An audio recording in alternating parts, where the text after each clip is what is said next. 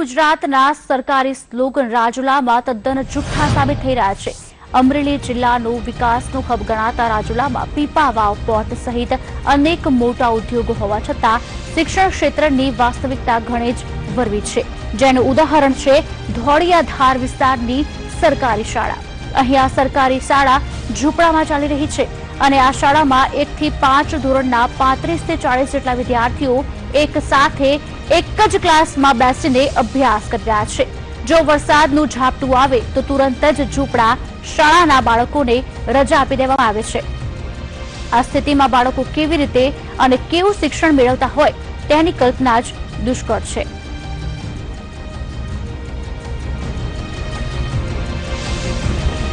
ધોળિયાધાર વિસ્તારમાં પેટાવર્ક ચાલે છે, જે સરસ્વતી પ્રાથમિક શાળાના અંડરમાં આવે છે। જે બિન અધિકૃત જગ્યા હોય જેથી બિલ્ડિંગ બનાવી શકાય તેમ નથી, જે ટેન્ટમાં પેટાવર્ક ચલાવવામાં આવે છે।